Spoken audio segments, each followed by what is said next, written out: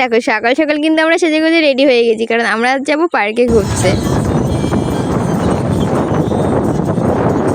যতই হোক ডিসেম্বর মাসে ঘুরতে বেরিয়েছি, আর একটু গান চালিয়ে নাচবো না তা কি কখনো হয়?